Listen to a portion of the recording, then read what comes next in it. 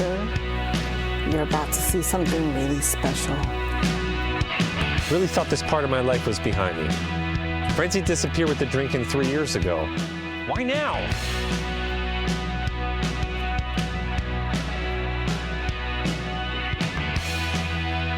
This makes no sense, and I'm right on the verge of freaking out. Back from your life. These people can be animals. What you burn. Thingy's out. Some bitter things you should never. Good cheese. Learn. Wallow through the days. Remember, cosplay's not consent. So here's to me.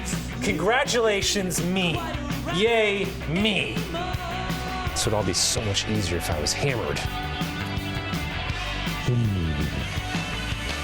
Hammered. Won't be there Right.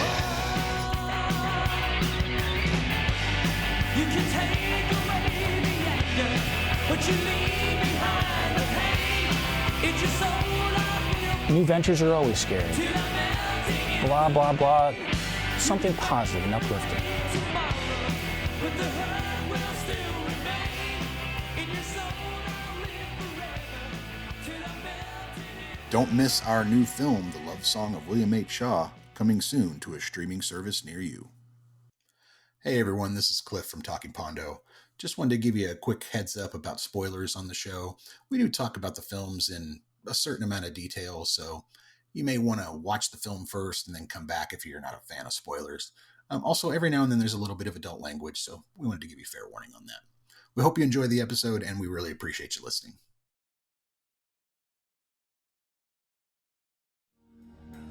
Welcome to Season 2 of Making Pondo and Talking Pondo. Talking Pondo is a podcast where Cliff and Marty give each other a film to watch and talk about them in detail. Some episodes will include a special guest. Making Pondo is a podcast where Cliff and Marty talk to people they have worked with and discuss their experiences on set.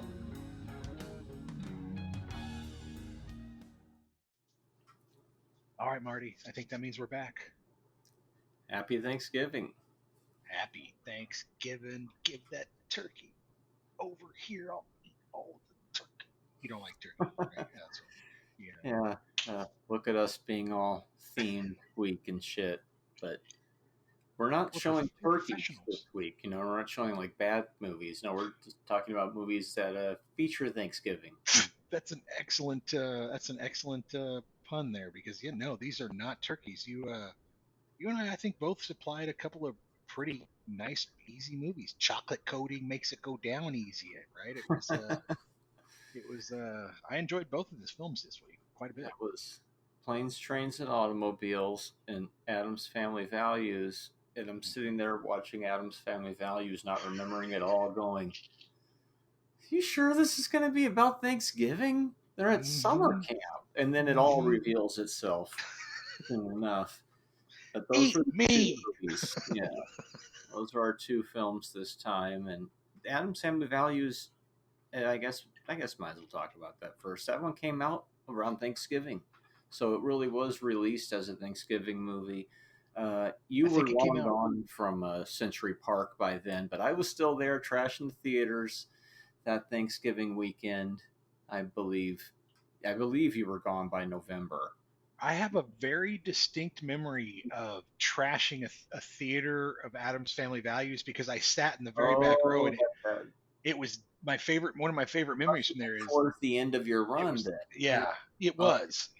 But I was trashing a theater, and I went in to trash it, and it was like the first morning run or the afternoon. It was dead. And back then, of course, the rumor was that old man Sayufi, who owned all the theaters, he wouldn't let you not run a movie if you didn't sell tickets to it. You still had to run the film. And so there was nobody in the theater when I went in there to check it or whatever, and I just sat down in the back row. And after a couple minutes, I lit up a cigarette, and I smoked a cigarette, and I put it out on the floor, and then I walked out, and I was like, oh, this is the greatest fucking job in the world.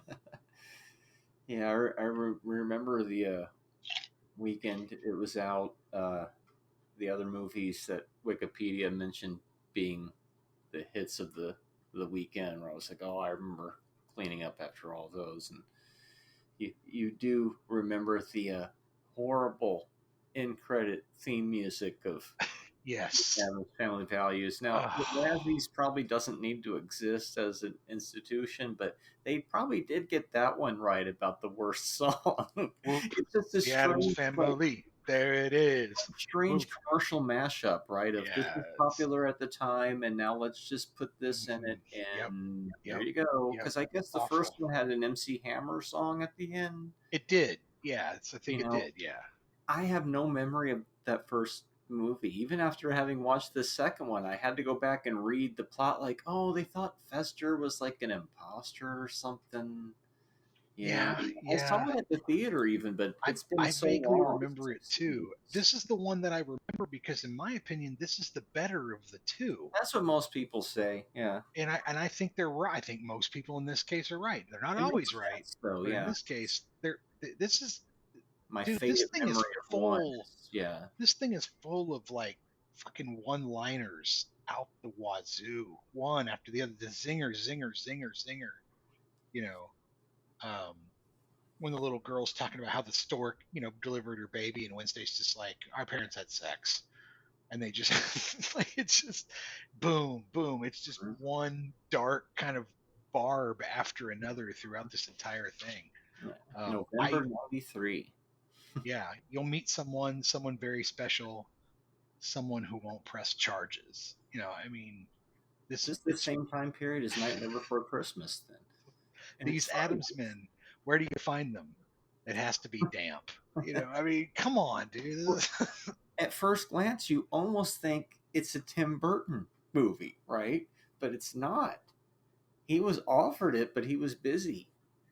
And so it's like, wait, is this like some pseudo Tim Burton thing? You go, no, this is Barry Sonnenfeld. And if some of you all remember, he got his start working for who? The Coen brothers. So, of course, there's that madcap kind of almost Raimi-esque crime wave feel of the way it's what other feel I got off of it was Men in Black, the first one, Oh, which of course, Sonnenfeld yeah. also directed. It Mhm. had a very much a kind of a Yeah. Men in Black camera movement feel to it. Mhm. I thought Sonnenfeld did a great job with it, and definitely was a good choice. I would have loved to have seen Burton direct this movie. Holy shit, that's perfect for him. Didn't he end up producing like the Wednesday show eventually on Netflix? Was he involved do with not that? I think maybe it came full circle. I never watched, so I don't know. either, because Christina Ricci to me is Wednesday, and I don't At want to us watch. in the credits. I'm not interested in a replacement on that. So, And sorry. obviously, there was not going to be a part 3 to this because it was Raul Julia's last theatrical film. The Street Fighter was posthumous. But looking back, I was like, oh, God, I do remember that all happening. It seemed like it was so much later. And I'm thinking, why didn't they make a 3? And it's like, well, it's pretty obvious why they didn't make a 3. But it's also kind of nice when back in the day, before 1999, and Phantom Menace kind of sets the new precedent of trilogies now, that you could have a duology and just leave it at that. And that's not a bad thing, No, not at all. Oh, so we should probably explain what the plot of this film is. Yeah, and what I really like about it, about what you're saying about the plot of the film, this movie wastes no time with setup. It doesn't bother explaining who or what's going on. It just starts. Yeah, no, I completely agree with you there. And thank you, Part 2, for not giving me a giant recap. One of the totally no, it does not recap anything. It assumes you know what everything's going on, and here we go. It has, in my opinion, quite a few plots going on. It's a very layered story structure.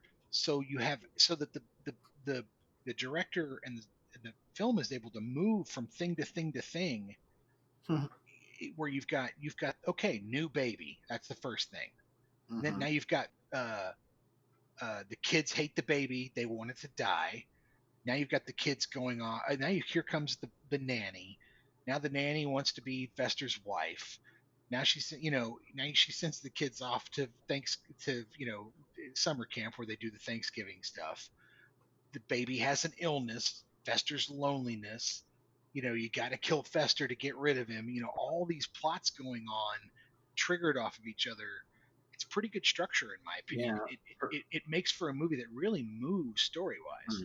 For something that was obviously one of those early 90s rushed into production part 2 because part 1 was in 91. They did a pretty good job of that. And from what I can tell, the production of this one must have been a lot smoother, even though it was still kind of troubled. But part 1, it was almost like a cursed production. They had so much trouble getting it, keeping it going. Orion went bankrupt, sold the movie to, I think, Paramount in the middle of it. People kept getting sick, and they finally finished it. So it's always kind of had this weird cloud around it.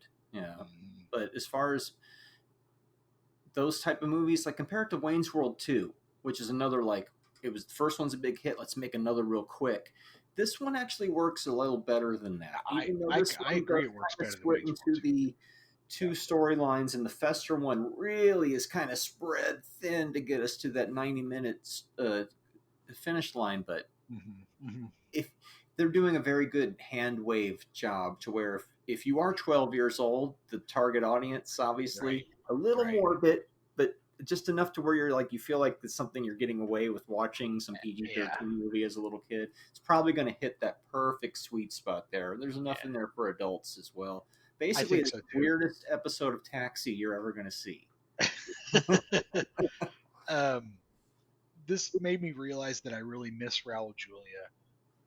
The plot of the movie is pretty straightforward. It's just layered, but it's basically about the Addams family having a baby, Morticia and Gomez having a baby, Fester falling in love with the nanny that they hire, the nanny being a psycho killer who wants to basically kill Fester and inherit his thing, and then there you go.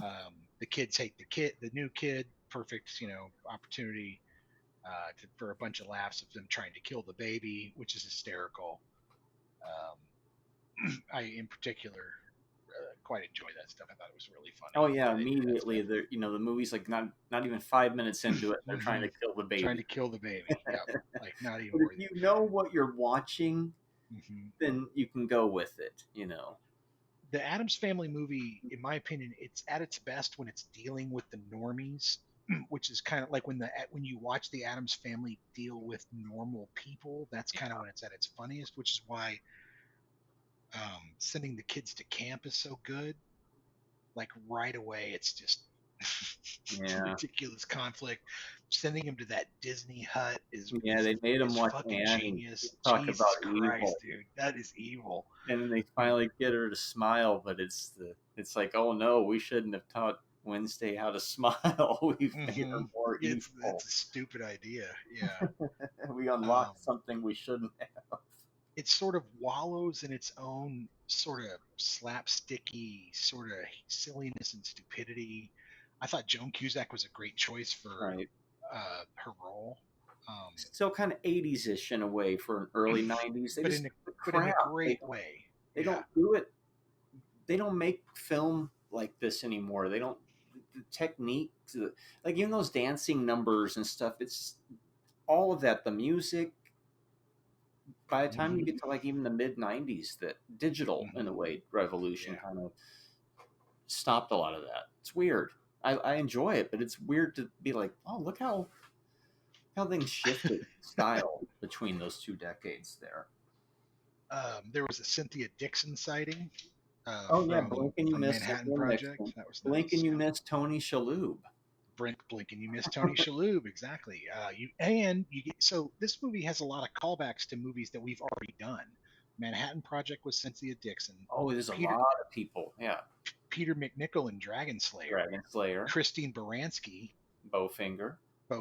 Yeah. And so it's just like, oh, geez, this is okay. Not to mention our next movie. Here's Steve Martin again, and last week we had Eddie Murphy again, and then the Bowfinger episode itself just came out last week. It's weird. But it's also kind of fun because last week we did a movie about Peanuts. Now we're doing a movie about the Addams Family. So we went from one comic strip to another. That's true. I didn't even realize that.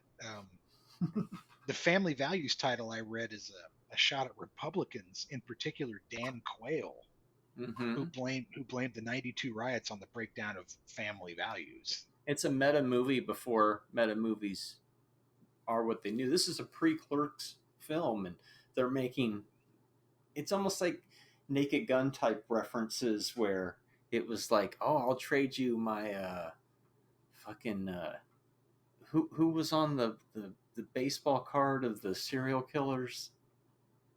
And Oh, the very yeah. Who it was was a that? very of the moment reference, right? Yes.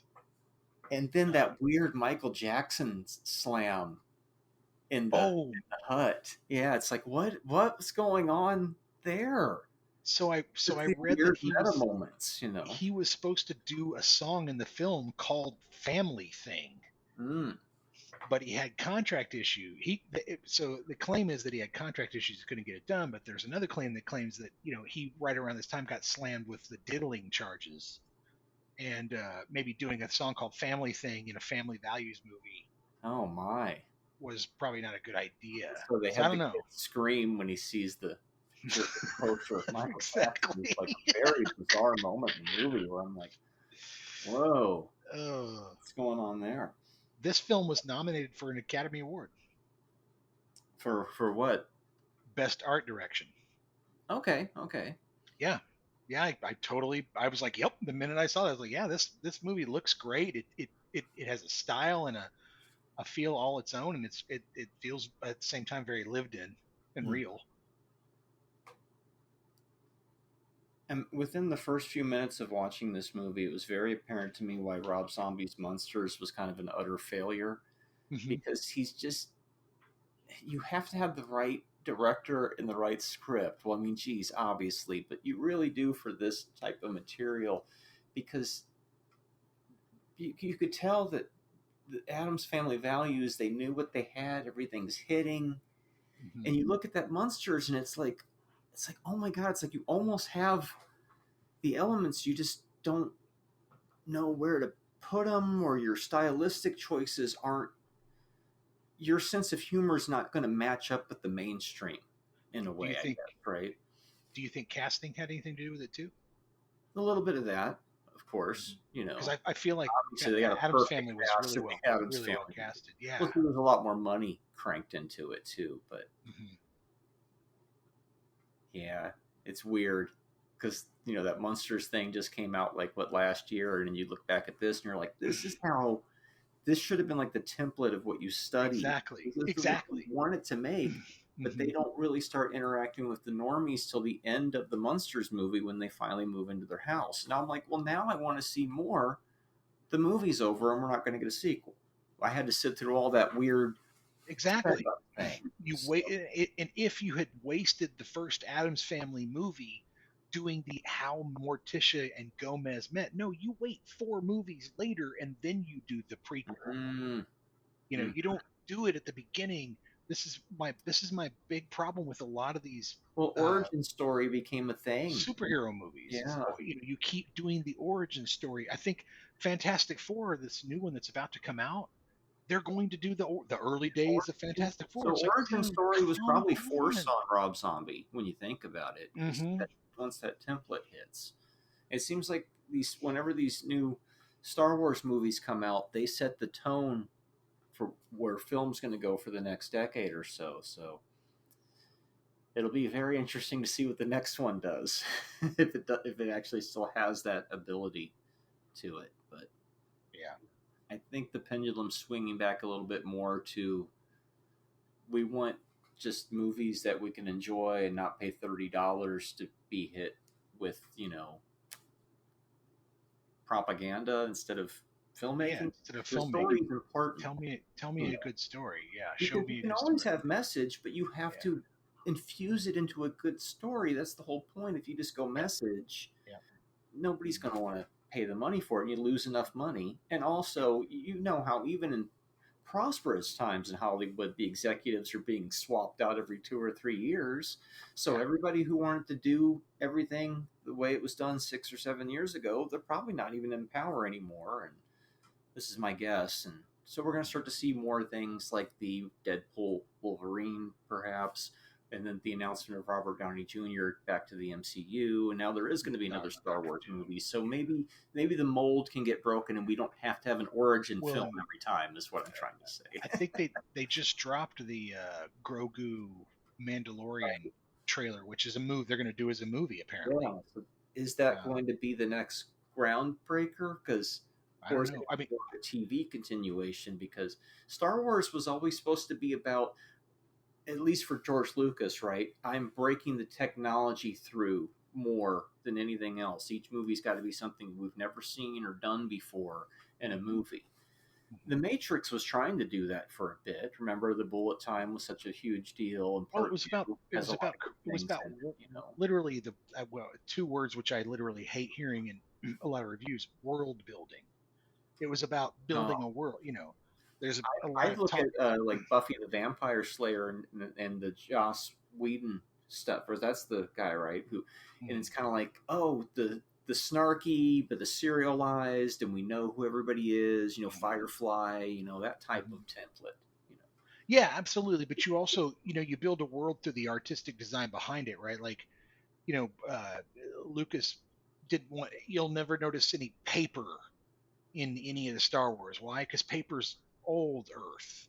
You don't, you use, you hide stitching in the clothing. Why? Because the clothes wouldn't have stitches, and all these, that make it otherworldly and futuristic and seem foreign to what you're used to, right? And all these designs that then, of course, when you shoot it and do other things that you do, it adds to it. So, and all of this to come back to family values.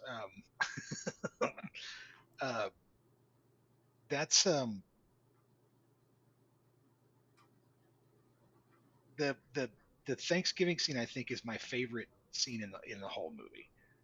Mm-hmm. Like I don't think there's any question that that's the centerpiece of the film. Yeah. Pugsley screaming "Eat me," and the whole song, the whole thing is it's absolutely fantastic. Oh, if you don't miss it, if you blink and you'll miss it. Nathan Lane sighting. Well, right. Yeah.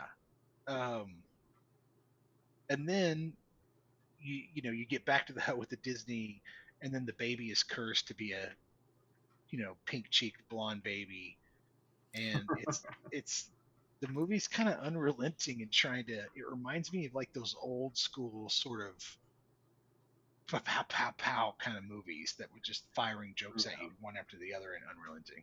And they don't make movies like this anymore. It's made in like this fake reality and the humor. And so, is there a recent example of something that's trying to be like this and not the monsters? Because that's too obvious. But they don't really make these type of movies anymore, do they? Not really. I mean, I think this has kind of gone the way of the teen sex comedy. I mean, they don't make those type of movies much. Yeah, I mean, comedy keeps changing. Yeah. Yeah, when you look at the 80s and you look at how many teen sex comedies were in the 80s, 90s, even 2000s, they're just not around anymore like that. Well, I guess they're. Or am I wrong? I haven't seen it yet, but there is something that's just about to come out that might actually be in the genre of this, and that's the Beetlejuice sequel. Mm-hmm. Well, that's true. Getting to a mainstream kind of weird, but it's not a new IP either. It's It's a sequel. Bring the thing back. But if it's big enough, it might give us a slew of weird imitators, and then we know how that goes. That creates the new thing eventually. Yeah. You got to sit through a lot of strange shit in the meantime. But I'm kind of glad there's not a part 3. It would have been good in a way if they had made it, probably, but it's nice that it just kind of there we go, that's it, just these 2 movies. And I still don't remember part 1. I was tempted to rewatch it, but I just read about it and was like, oh yeah, I kind of remember that now. And just thinking back, I'm like, yeah, maybe this one is probably a little better than the first one, because the first one they were trying to just figure out what they were doing with it. But for 1991, that was kind of a big deal. It's so weird to think that it's that old. Yeah. It seems newer than that to me. Like it was more mid-90s, but no. It's, 93, right? Yeah, and the first one's 91, so they practically are 80 movies in a way. That's crazy. I love how she's torturing them at the end of the movie, and they're all like, because at one point, what about Debbie? And I just couldn't kind of stop laughing at how there's no fear and they're sort of leaning into what's going on. It's always been my favorite thing, kind of about the those movies and that Mm-hmm. type of humor that they use in it. But yeah.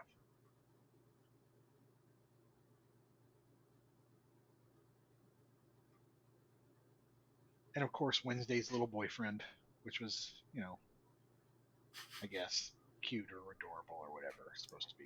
But And the strange tone of the film where it's like, is she killing him or is she yeah, scaring him? I don't know because the movie's over. I she's guess gonna it's torture kind of him. both, you know. All my note was she's gonna be torturing that kid until he gets in line, until he becomes, the creep that she wants to be, the weirdo. Probably that just- Pugsley's arm, I'm guessing, yeah, I is don't down know. there on giving us the Carrie ending.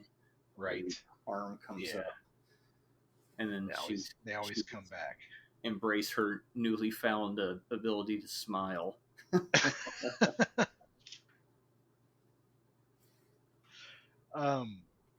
Yeah, like I said, I enjoyed it. It looks great. The art direction's great. I totally get why it had an Academy Award for it. The cast is good.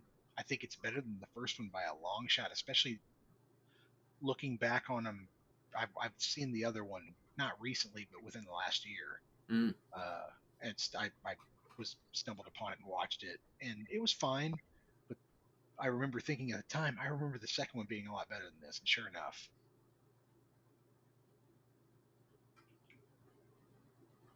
So, well, I'm going to say 3 stars. I'm going to say I think it's a funny one. I think people will enjoy it. I think it holds up, and I think it's well done. People discovered it after the fact. It did okay, but it had too much competition at the time of the theater, and then that's why like the director was like said something like, "Oh, I'm glad that people are discovering it because I always thought it was the better of the two." I think is what he was saying. I totally agree with him. I think it did well. I think it cost something like, what was it, 40? The budget was 30 million and it grossed 113 in Canada and 191 worldwide. There's a lot of very strong movies that are still remembered to this day that were out in the fall of '93. So a lot of tough competition. I can't remember what they are right now. I remember The Nightmare Before Christmas was out at the time. The only movie that I remember smoking a cigarette in, was that one. I give it 2.5. Yeah, solid. I enjoyed it. Totally. I'm giving it a little 3 because I think Addams Family is probably 2.5, and I think it's a little bit better than that. So it's going a little bit higher. Yeah, I still have like almost no memory of the original one. This weird shadow memory of it.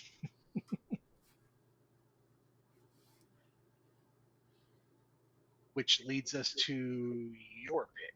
Oh yeah, the perennial Thanksgiving classic.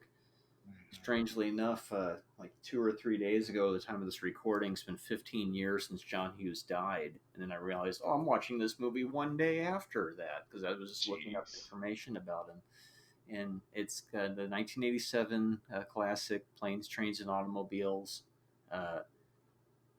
John Hughes only directed like 8 movies, right? Like, it's strange. You'd think he did more than that, but it's like the writing and the producing was where all those.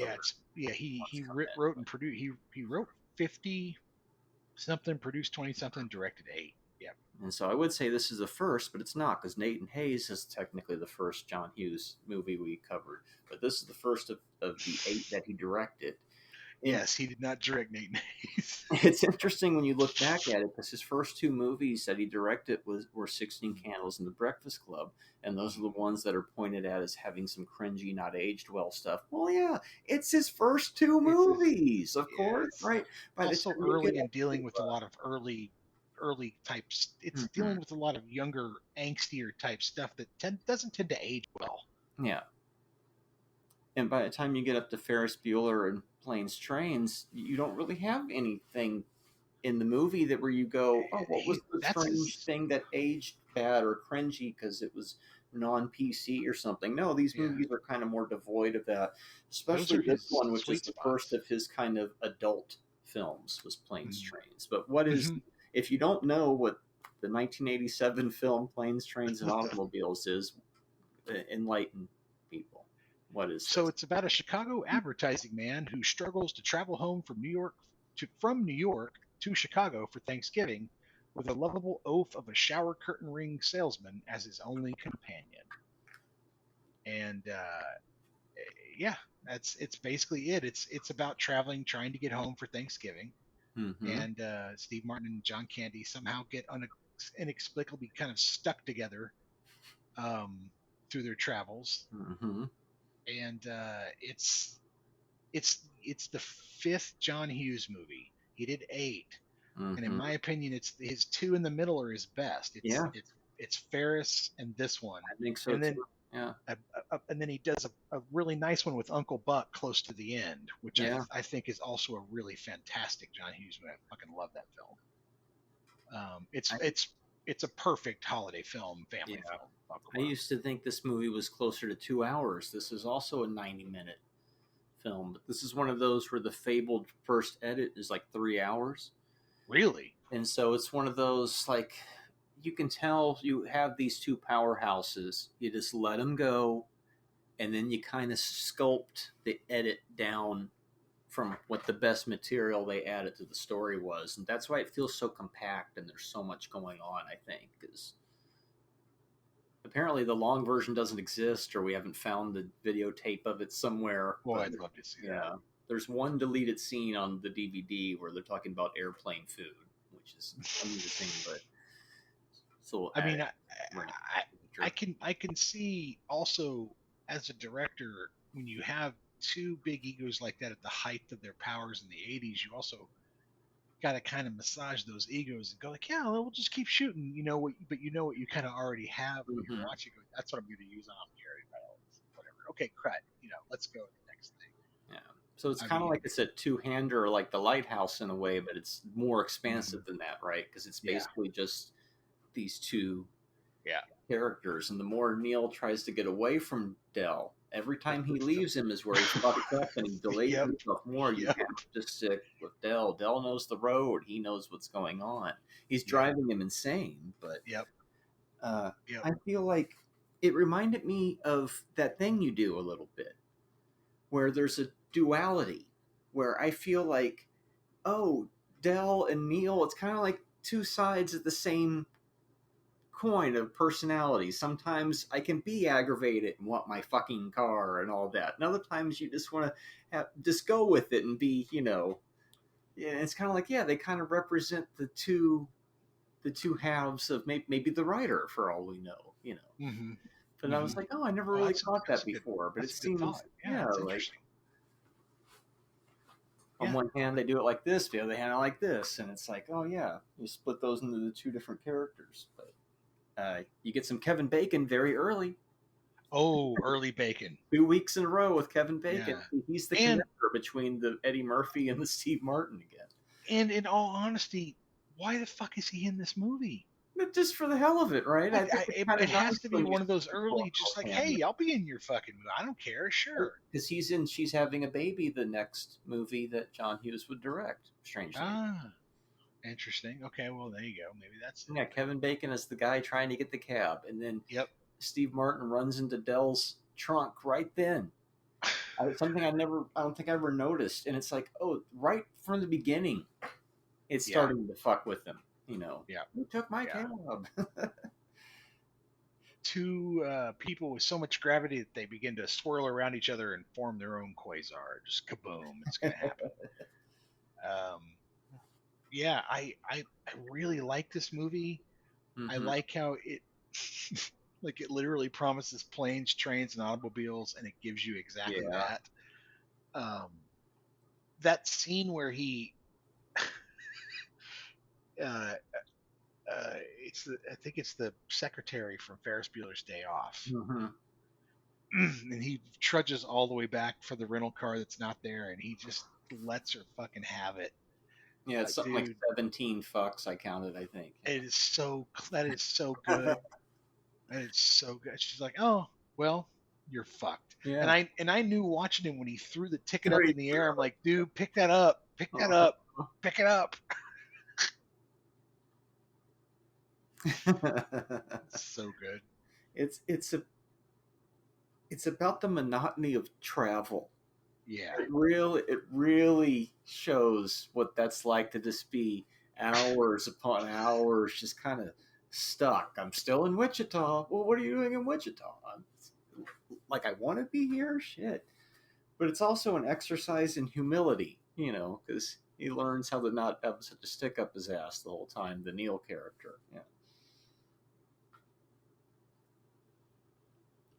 Yeah, the travel thing, it's so true. I mean, I've been in a few. Like, I'll tell you a quick story.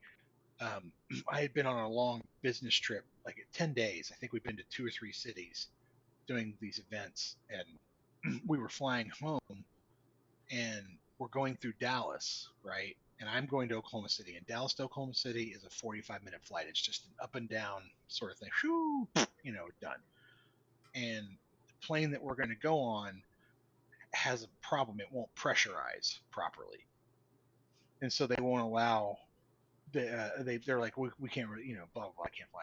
And they allowed myself and 3 or 4 other passengers, and I still don't know why, to fly, because they had to get it to the mechanics thing in Oklahoma City. And we flew at like 10,000 feet, really fucking like so low. I'm looking at the window and I felt like I could scoop my hand in the swimming pools and shit, and the thing's just bouncing up and down like a washing machine. And all I could think of was like, Jesus Christ, like I can't believe they let us do this, first off, and I'm sure it was safe enough, but wow. And I've also been in other episodes where you get either completely, there was that big outage, that big computer outage that just happened a couple weeks ago, where everybody was stranded, where you just get stranded. The airline says, well, sorry, you're stuck here. I'm sorry, we're overbooked, have a seat. Nightmare. Yeah. And I was busy booking a room. Yeah. Mm-hmm. Yeah. Well, and then now expand that to, every other thing that this poor guy tries to touch, where it's the trains, then it's what is it? Because he does plane first, then he tries to go by bus, right? Mm-hmm. And then the bus breaks down. No, is the train first and then the bus? I can't remember what the order is. Yeah. And he's all, you look like you're in a bad mood or whatever. He's like, you're traveling by bus, I don't think your mood's going to improve very much. That's right. There's that kid just running up and down the aisle screaming and shit. Yeah. Oh, man. Gets the car, lights the car on fire. Lights the car on fire. Put it to yourself. Dude, the whole car journey is fantastic. Like, from the minute they get in the car, it gets funnier and funnier. From him doing breaking the seat while Martin's driving, and then Martin complaining, and then him playing the piano to Ray Charles, and then finally the cigarette, and falling, getting the jacket. Yeah. Remember when he gets the jacket hooked in the thing? You're going the wrong way. Woohoo! Do you have enough to drink tonight? All right. How would they know what direction we're going?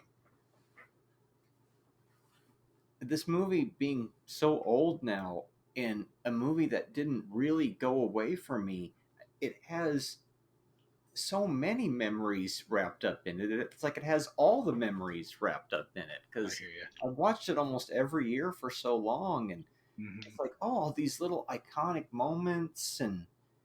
And when it first came out, I remember thinking it was all right. I thought it was funny. And then as the years go by, I like it more and more and more. Same. Like, it keeps growing into this perennial classic. Same. I have another one that's like that I'm going to bust out probably next year for Thanksgiving. I went back and forth with Addams Family Value on that one, but I thought, yeah, it's perfect, because this is another one where you'll be like, I don't know, you'll either agree with me or not, but it comes on every year. I have to go every year, not have to, but every year I get to go to my dad's place. He's got a bunch of brothers and sisters. We all get together for Thanksgiving, and he's got Google TV, and it's like cable, so he'll put on TNT or whatever, and it's always The Martian and this other movie.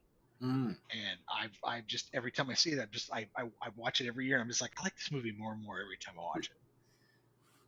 Thankfully, I've never seen a Christmas Story type marathon where they show this in a row 40 times or something. So I've never burnt out on it. I've watched it like once every year Yeah. or so, Same. and so it yeah. never really, Yeah.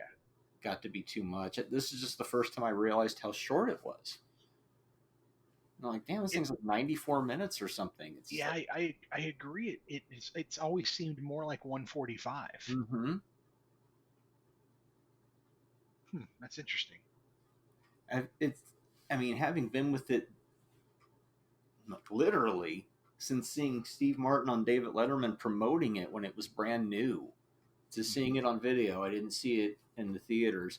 I've been with it so long that it's like I've gotten to the point where the ending used to be real weepy for me, and now it's kind of like, oh, I've rotated all the way back to where it's like I've seen it so many times that it can't even. I still get the charm from it, but it doesn't evoke the like overwhelming emotion from it, just because I know it so well, to where it's more like comfortable and like an old friend or something. Mm-hmm. But also looking at it from the duality aspect this time was like, oh, they're kind of like the same character. They're like two sides of the same way of how you deal with things. Made it seem different. Yeah. Yeah, sort of a positive outlook and a cynical outlook. Mhm. An optimistic outlook and a cynical outlook on what's going on. That's Just an interesting perfect for a take on it. holiday I movie. agree. It is perfect for a holiday movie. Yeah. The score felt like They Live in moments. Not all the way through, but there's a few beats in there where it was like, what does that remind me of? Oh, that sounds a little bit like a piece of They Live. How weird. John Carpenter's score there. Huh? That's interesting. And also in the last 10 minutes or so of the movie, it felt like proto Cameron Crowe movie to me. Like that John Hughes making that adult style movie was like, oh, this feels like leading into the Say Anythings and all that, like kind of that. Does that make sense? Like the way it was lit, the way it felt. I don't know, kind of like. Yeah, I mean, I guess so. I mean, it to me, it's not the best looking movie. I mean, it's It's a little rugged, but I think on purpose. Yeah. Yeah, but it's kind of filmed in like what I would say is like a workman like manner. Like it's competent, but it's not flashy, right? Looks good, sounds good. Really, what you're there for is the story. I mean, I think they spent 15 million on it, something like that. So that's pretty low for then. Yeah, 15 million estimated. It grossed 50 million. So that's pretty successful, 3 times the money. I mean, but yet we're talking about the movie Addams Family Values we were talking about just before, 6 times that. Oh, I mean, it did. That one did 6 times the budget. But this is John Candy and Steve Martin. This thing should be, I mean, those two are huge. I don't understand why it didn't do better. Advertising. Especially with John Hughes at the helm after having done Ferris Bueller's Day Off, for fuck's sake, the year before. In 87. I think it's also kind of like what I said earlier. When I watched it originally, I was like, well, I like it. Mm-hmm. But then as time went on, I started to like it more. It made it seem like a Big Lebowski thing where it was like, this is a much better movie than I had originally given it credit for. So one of the things I think for me that doesn't work in the movie and I think sticks out, and probably when you talk about this long cut, this is probably a problem with it.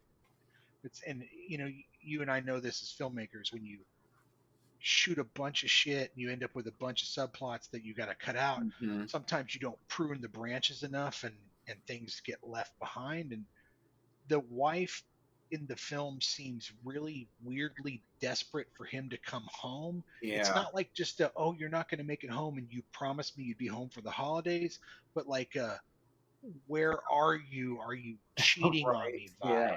Right? Where it's like, especially at the end where she's almost crying that he made it, but in like a I was right to trust you type of vibe than I'm so happy you're home type of vibe. Does that make sense? It's something they must have chopped down so much, but then they couldn't get rid of all of it. And so then you're left with that weird, like, what's going on? And then you go, to the film's detriment, like, there's no female lead supporting character at all. But then you go, well, it's just about these two characters, though. So that's what it's supposed to be. But Well, her character is strangely developed. Yeah. yeah, it's that scene where you were talking about where it's like, why are you in Wichita? She sounds accusatory. Right, yeah. And he sounds kind of pissed off, like he's like, stop questioning me. And it's like, damn, what the hell's wrong with you two? You could see something early on that probably set that up, maybe perhaps. Yeah, it just sort of stuck out to me where it was like, that's. And then you mentioned this long cut, and I'm like, oh, okay, that happens. Yeah. And they realize, no, that's not the strongest stuff, so just pare it down, and then what you're left with is that kind of what? Just like the burglary thing is probably a little bit longer. Yeah.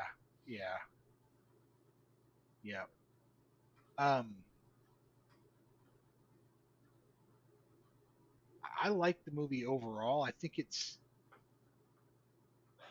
does what it's supposed to do, and gets in and out pretty well without, causing a big mess. It's fun. John Candy's just really irresistible, and really leans into the role.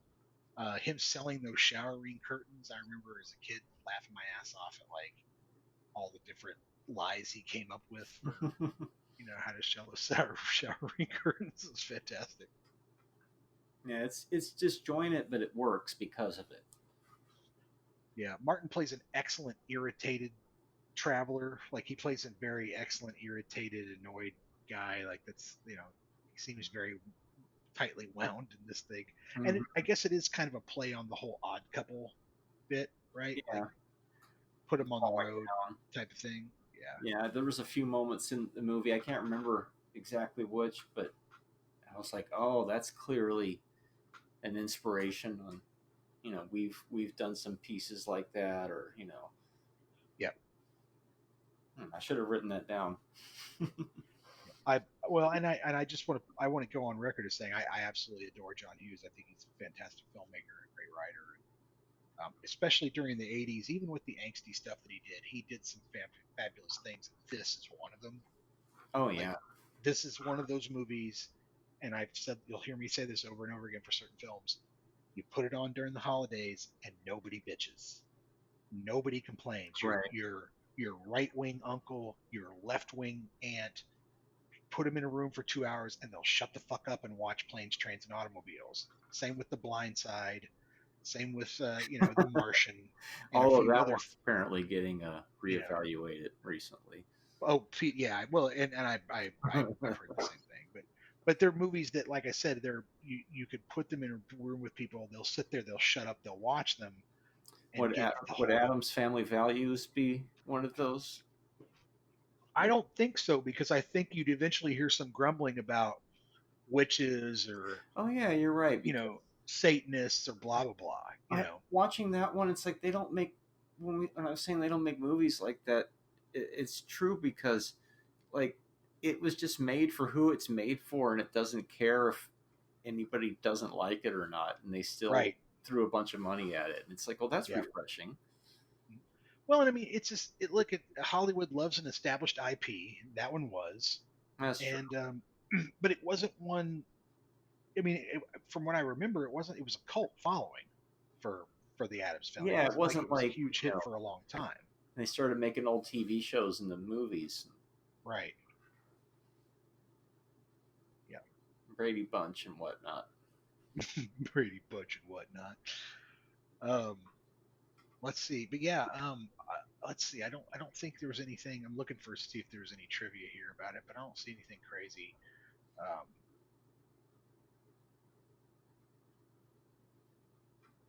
Yeah. I'm going to put my wallet in the glove box. I mean, you don't really need to do that, but okay. It's like you're setting yourself up for, well, that character keeps doing the wrong thing over and over again. Keeps setting him back. Mm-hmm. It's like, how many times? Like 3 or 4 or 5 times. He's like, I think I should just go this way for the best. And he's like, okay, fine, fucker. And that happens like over and over again. And then he keeps running back into him again. It almost makes you think it happens once they're even back at his house. Like they fucking threw him out and then they had to go get him again.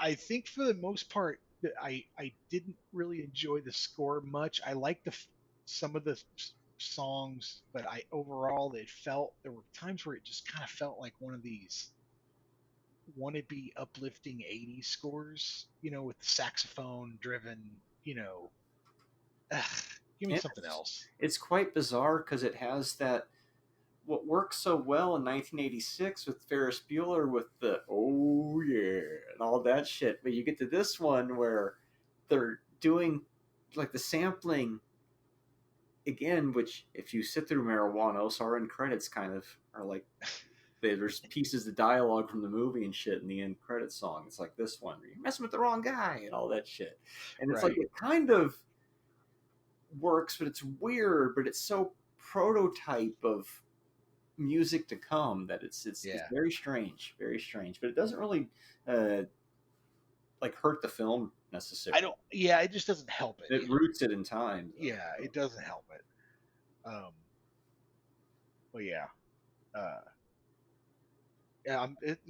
Cool way to get into a John Candy and his movie. This is our second Steve Martin movie. At least first John Candy movie. Yeah. I keep losing track. I mean, for all I know, we've done 5 of them, and I can't remember them.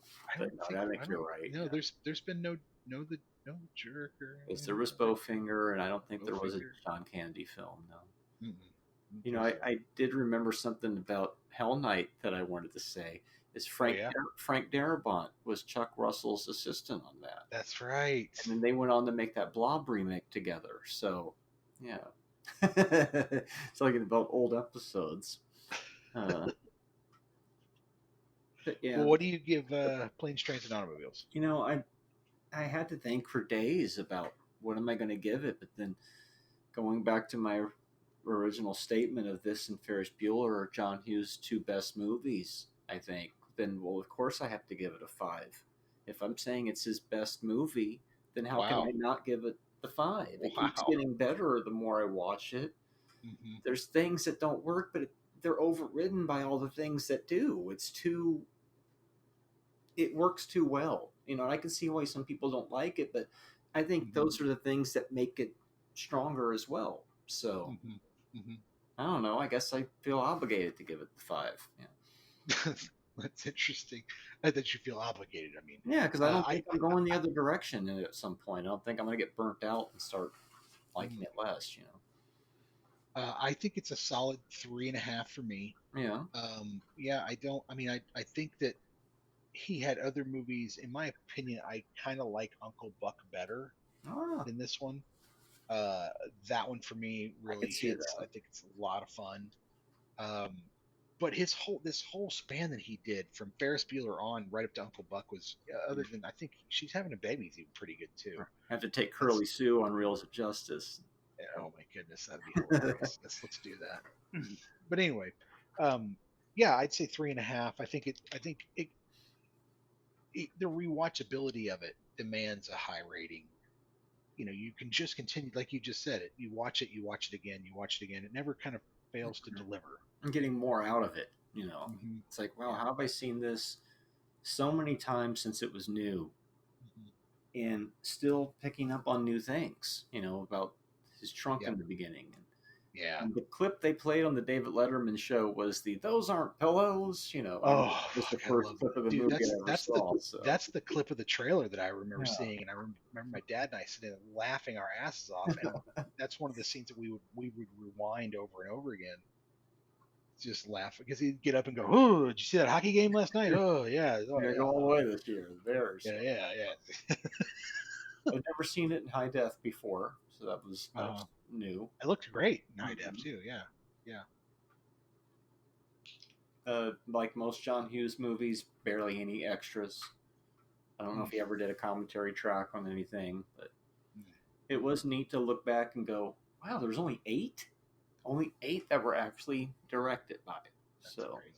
And this falls like smack dab in the middle in a way, right? Because I read a quote from Vince Vaughn that said that he and John Candy and John Hughes were very good friends. And that if Candy had lived longer, John Hughes might have directed more movies. That was Vince's feeling on that. I don't know if I'm quoting him exactly on that, but it makes sense. You know, he wasn't hanging out with Molly Ringwald anymore. That was the first muse. Maybe John Candy was the second one. yeah. Well, he made Because he's in Home Alone. He's in Uncle Buck. For all I know, he's in She's Having a Baby. I haven't seen it in so long. Maybe he's in there for like 2 seconds or something. Yeah, I haven't seen She's Having a Baby for a while either, actually. Yeah, I'm very curious about that one again, as it's the follow-up. Drag that one onto the show at some point. Speaking of dragging things onto the show, It's also weird because you look at his first four, and it's like they're all encapsulate each other perfectly too. What is it, like the 16 Candles, Breakfast Club, Weird Science, and then Ferris? yeah, it's the Now, how is that? I mean, you can say what you will, but that's like the It's the- perfect 4 '80s teen films right there. yeah, it's the high school. That's his high school set right Holy there. Boom. shit. Yeah. That's really Then he cool. moves into his adult phase. Planes, Trains, She's Having a Baby, Uncle Buck, Curly Sue. Weird. Weird. Yeah, very much so. Oh, but dragging stuff onto the show, that's everything you had to say about those two? Yeah, I think so. No, I mean, unless you did, I think that's about all I had for that one. So, I would highly recommend that you watch, if you're listening to this, I would highly recommend you watch both of these movies. they're good. Also, if you're listening to this, I would highly recommend that you hit us up in social media. Let us know that you're watching it. Let us know if you're enjoying it. Let us know if you're not enjoying it. Let us know what we can improve. And I think there's a support link, and if I think it's a small, modest fee that you can tell us what movie to watch, and we'll include that on the show. Now, last time or 2 times ago or whenever it was, we started with Axel F, which is a part 4, and then today we started with a part 2. We watched the second Addams Family movie. So, since I have no memory of the first one, I'd say, yeah, you don't have to watch the first one. Would you say you can just jump into part 2 of Addams Family without having? I think, yeah, I don't think you need to. I mean, if you understand what the Addams Family is, you'll get it. Mm-hmm. If you don't, you might want to watch the first one first because it does do some establishing. But even then, all you need to know is they're a creepy ass family who don't do any harm to anybody but themselves, and the harm they do to themselves, they love. Unless, well, we don't really know what they did at that camp. It cuts true. away. True. But you That's could probably very think that it probably didn't go too far, because if it did, then they would be like the psycho killer who ended up Exactly. cremating herself, which I always thought was incredibly morbid, but that's the whole point of the film. It's like that other John Hughes movie, Nathan Hayes, with a bucket full of severed heads, and it's Bucket PG. full of severed heads. A barrel full. Barrel full. Roll out. And it's barrel. not enough. We'll have a barrel full of severed heads. And Roll out the Sweet. barrel. Cliff watch Nathan Hayes one more time next week on the show. So next week is another making of. Yes. Well, it is making of Pondo. It is in a way making Pondo with a special guest. You'll find out who that guest is next time, and then the week after that, we'll be back with another special guest, another talking Pondo with a special guest. Special guest. Where we give them a movie, they give us a movie, and we do this format, but with a guest. That's to be announced as well. But then after that, we are back with our Christmas episode. Woohoo! And we're giving each other Christmas movies to watch. So I decided to put my list to work this time. So I didn't have anything on my main lists, but there was a Christmas movie, I think a singular Christmas movie, on the 80s classics list. So I immediately went to that one. And that's another Carol Kane film. You're watching Scrooged. From 1988, I believe it is. So because it serves 2 purposes. Movie. We get to do the Christmas movie, and we get to do the 80s classics list. So that is my wife's favorite Christmas movie of all time. little Bobcat Goldthwait on the show finally. Yeah, little Bobcat. You get that movie's fantastic. lot of good stuff in that. Buster Poindexter, early Buster Oh, yeah. Poindexter. So okay, Scrooge. That's awesome. That'll be fun. Easy Have watch. we done a Bill Murray movie? I mean, that I don't think we have might actually. be I the think first this one is of the those. first one. Too, so. Yeah. That's a kind of again side door entry. You know, No Ghostbusters. No Caddyshack. Scrooged. Scrooged. All right, so I'm going to give you. This will be interesting. Here's a side door entry for another actor. You ready? Okay. Fat Man. Oh yeah, I should have guessed this one.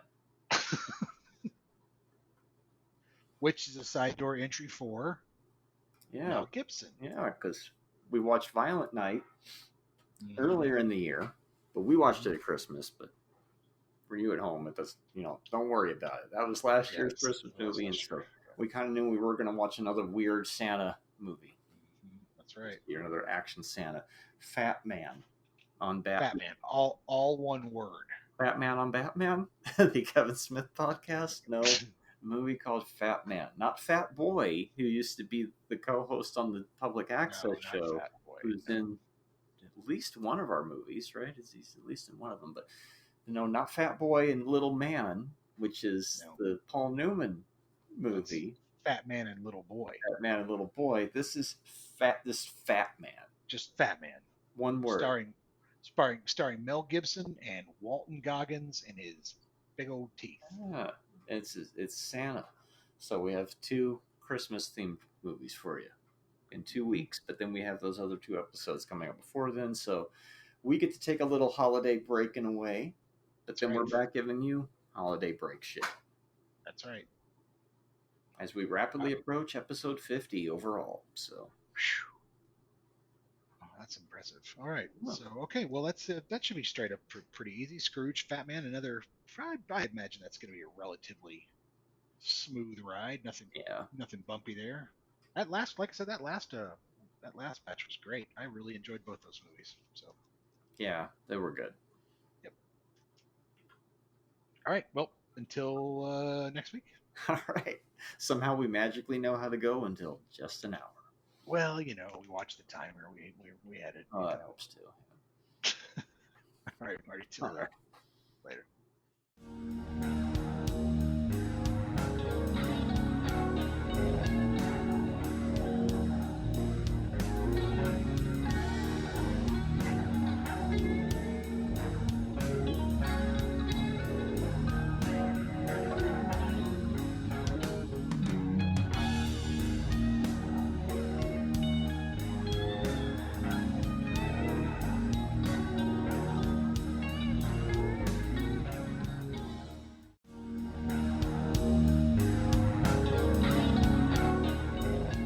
Support the show on Buzzsprout for only $3 a month.